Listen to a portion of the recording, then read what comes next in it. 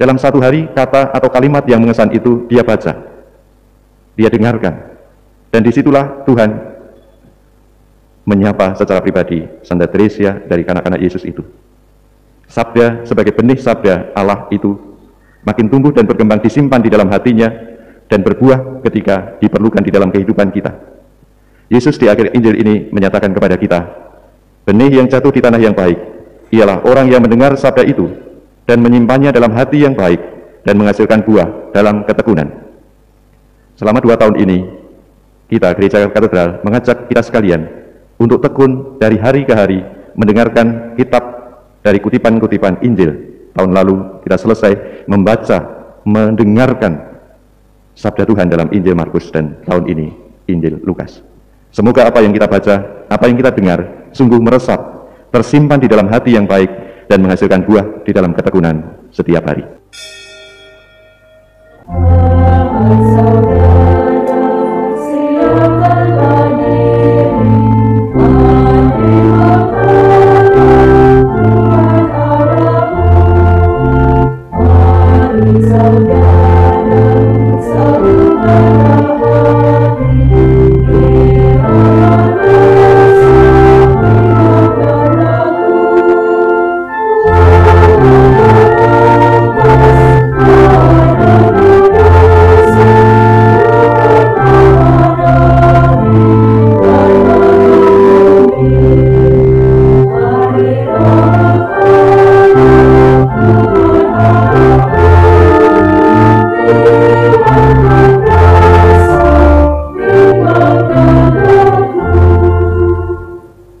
Sabda Allah yang jatuh di tanah subur ialah orang yang mendengarkan sabda Allah, memeliharanya dalam hati yang baik, dan menghasilkan buah berkat ketabahannya.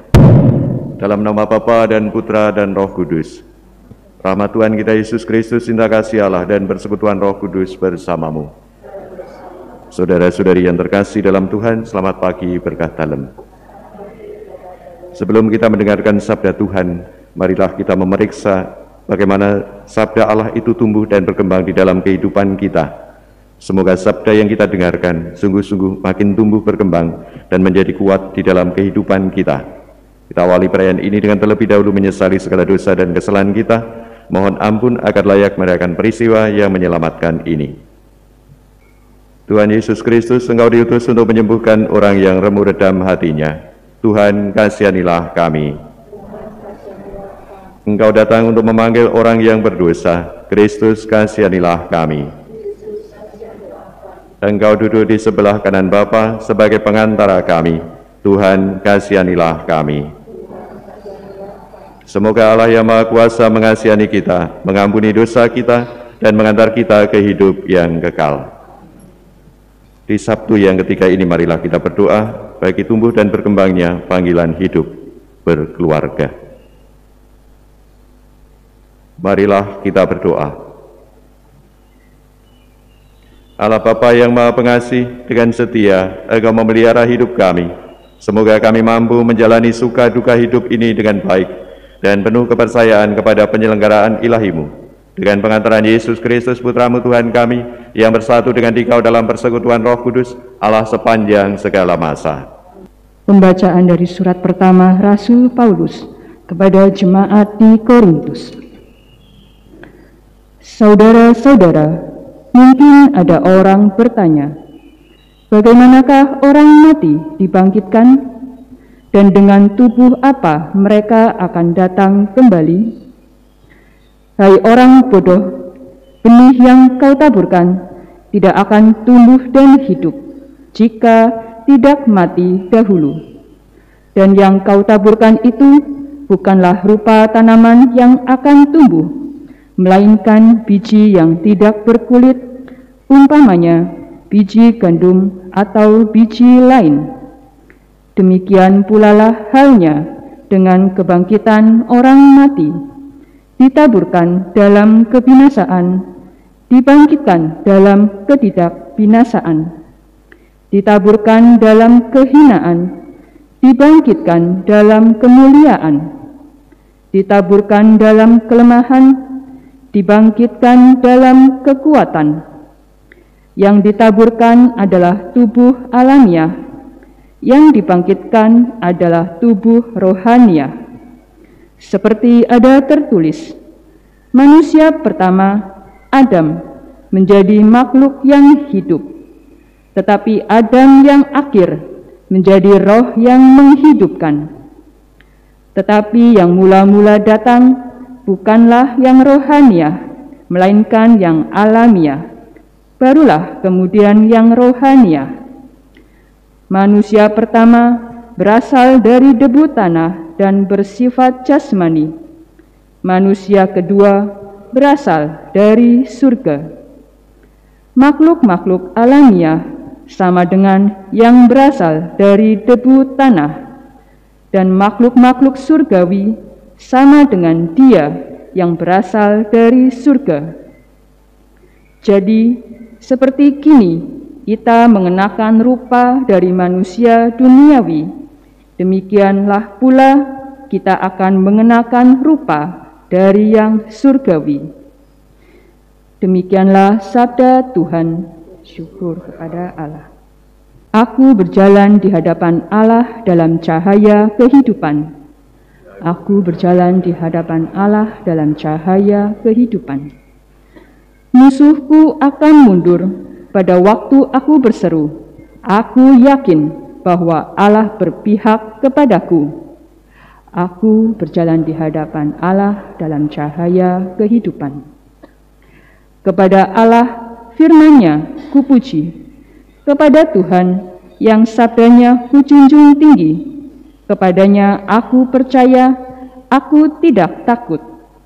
Apakah yang dapat dilakukan manusia terhadapku? Aku berjalan di hadapan Allah dalam cahaya kehidupan. Nasarku kepadamu ya Allah akan kupenuhi, dan kurban syukur akan kupersembahkan kepadamu, sebab Engkau telah meluputkan daku dari maut dan menjaga kakiku sehingga tidak tersandung, sehingga aku boleh berjalan di hadapan Allah dalam cahaya kehidupan. Aku berjalan di hadapan Allah dalam cahaya kehidupan. Haleluya, haleluya, haleluya, Haleluya, haleluya, haleluya. Berbahagialah orang yang menyimpan sabda Allah dalam hati yang baik dan tulus ikhlas, dan menghasilkan buah dalam ketekunan.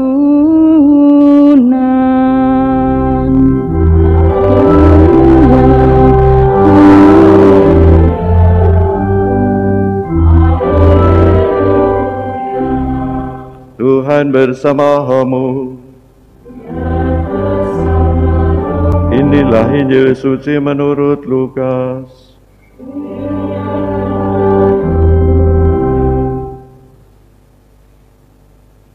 Banyak orang datang berbondong-bondong dari kota-kota sekitar kepada Yesus. Maka Yesus berkata dalam suatu perumpamaan, adalah seorang penabur keluar menaburkan benih.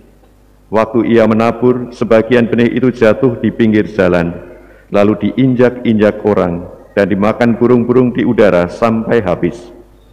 Sebagian jatuh di tanah yang berbatu-batu, dan tumbuh sebentar, lalu layu karena tidak mendapat air.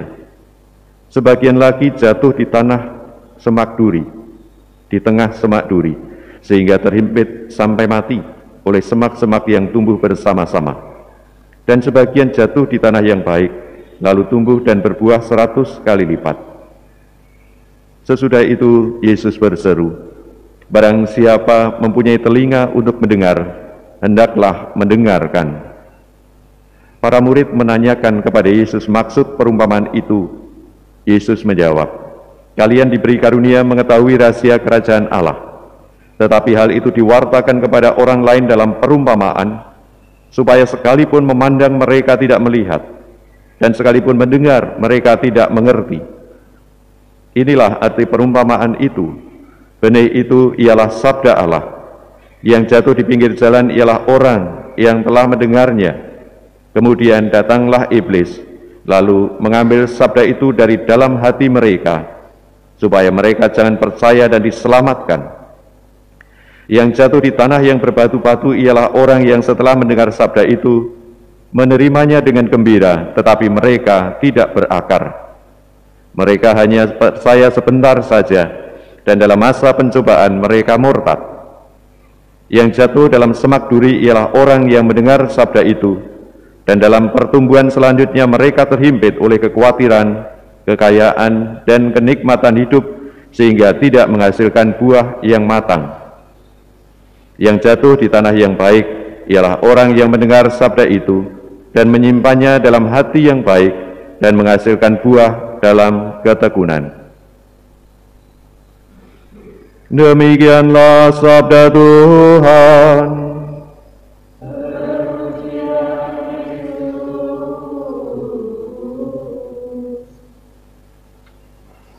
Barang siapa mempunyai telinga untuk mendengar, hendaklah ia mendengarkan. Kita bersyukur kepada Tuhan atas daun telinga kita masing-masing yang lengkap. Terlebih adalah fungsi dari daun telinga itu sendiri. Dengan itu kita bisa mendengar, bahkan bisa mendengarkan lebih daripada mendengar lalu keluar. Pagi hari ini kita mendengarkan sabda Tuhan, bahkan setiap hari kita bertekun mendengarkan sabda Allah.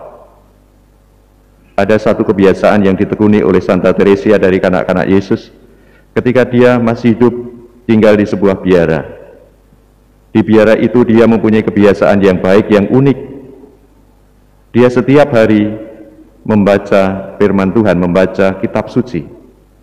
Dan hanya membaca saja dari kutipan-kutipan yang ada.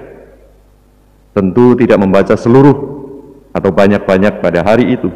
Hanya membaca sebagian dari kutipan kitab suci. Dan ketika dia membaca, bukan hanya mendengar, tetapi mendengarkan apa yang dibacakan itu di dalam hidupnya. Maka dia menulis kata atau kalimat sabda Tuhan yang menyentuh hatinya. Dia menulis dalam sebuah kertas kecil, dan kertas kecil itulah yang ia bawa kemana-mana di mana dia menjalankan tugas harian itu. Ketika dia memasak, pada saat tidak mengerjakan tugas itu, dia menengok sebentar apa yang tertulis, apa yang ditulis dalam kertas itu. Ketika sebelum makan, sebentar dia menengok, membaca kutipan itu. Ketika ada waktu istirahat, dia agak membacanya agak lama. Dia membaca, merenungkan sabda itu. Dalam satu hari, kata atau kalimat yang mengesan itu dia baca, dia dengarkan. Dan disitulah Tuhan menyapa secara pribadi Santa Teresia dari kanak-kanak Yesus itu. Sabda sebagai benih sabda Allah itu makin tumbuh dan berkembang, disimpan di dalam hatinya, dan berbuah ketika diperlukan di dalam kehidupan kita. Yesus di akhir Injil ini menyatakan kepada kita, benih yang jatuh di tanah yang baik ialah orang yang mendengar sabda itu dan menyimpannya dalam hati yang baik dan menghasilkan buah dalam ketekunan. Selama 2 tahun ini, kita Gereja Katedral mengajak kita sekalian untuk tekun dari hari ke hari mendengarkan kitab dari kutipan-kutipan Injil. Tahun lalu kita selesai membaca, mendengarkan sabda Tuhan dalam Injil Markus, dan tahun ini Injil Lukas. Semoga apa yang kita baca, apa yang kita dengar, sungguh meresap, tersimpan di dalam hati yang baik, dan menghasilkan buah di dalam ketekunan setiap hari. Allah membantu menumbuh kembangkan benih yang kita terima sebagai sabda Allah yang menuntun kita di dalam kehidupan kita. Agunglah misteri iman kita, penyelamat dunia, selamatkanlah kami, karena melalui salib dan kebangkitan